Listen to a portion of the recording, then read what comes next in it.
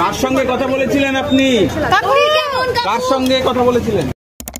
দর্শক, এই মুহূর্তের সবচেয়ে বড় খবর, মুখ খুলল কালীঘাটের কাকু, ফেটে গেল মমতার ঢোল। সিবিআইয়ের জালে অবশেষে ধরা খেল কাকু, আর তাতেই ডুবল ভাইপো অভিষেক ব্যানার্জিও। হ্যাঁ দর্শক, এই মুহূর্তের সবচেয়ে বড় খবর এবং পরবর্তী গুরুত্বপূর্ণ খবরগুলো সবার প্রথম পাওয়ার জন্য অবশ্যই চ্যানেলটিকে সাবস্ক্রাইব করে রাখুন এবং যুক্ত থাকুন আমাদের সাথে।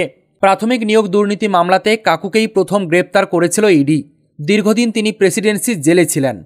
পরে একই মামলায় তাকে গ্রেপ্তার করে সিবিআই। কিন্তু শারীরিক অসুস্থতার কারণে কাকু আদালতে সশরীরে হাজিরা দিতে পারছিলেন না। ফলে সিবিআইকে বারবার খালি হাতে ফিরতে হচ্ছিল।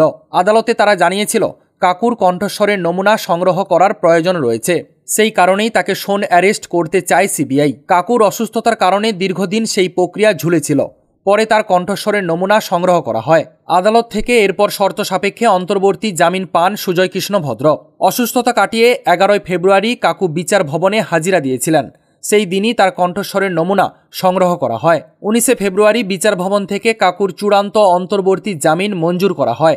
ইডির মামলা থেকে আগেই তিনি জামিন পেয়েছিলেন। তবে আদালত জানায় বেহালার বাড়ি ছেড়ে বেরোতে পারবেন না সুজয় কৃষ্ণ ভদ্র। সিবিআই নজরদারি থাকবে ওই কাকুর ওপরে। শান্তনু এবং সন্তু গঙ্গোপাধ্যায়ের নামও নিয়োগ মামলার তদন্তে উঠে এসেছিল।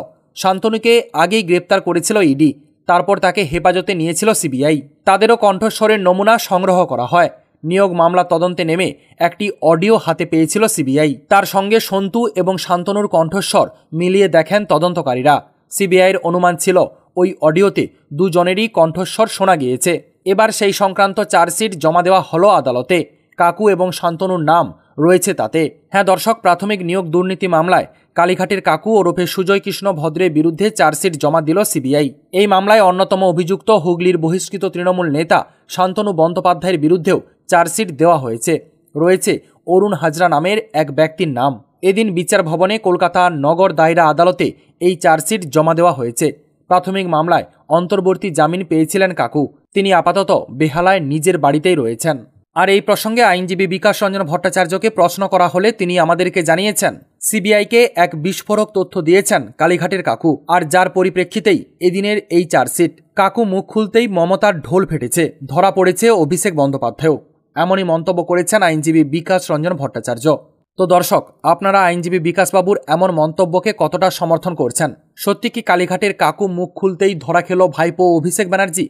মমতারও কি ঢোলটা ফেটেই গেল? এই ব্যাপারে আপনাদের কি মতামত রয়েছে অবশ্যই কমেন্ট সেকশনে কমেন্ট বক্সে জানাবেন। আপাতত এতটাই। পরবর্তী গুরুত্বপূর্ণ খবরগুলো সবার প্রথম পাওয়ার জন্য অবশ্যই চ্যানেলটিকে সাবস্ক্রাইব করে রাখুন এবং যুক্ত থাকুন আমাদের সাথে।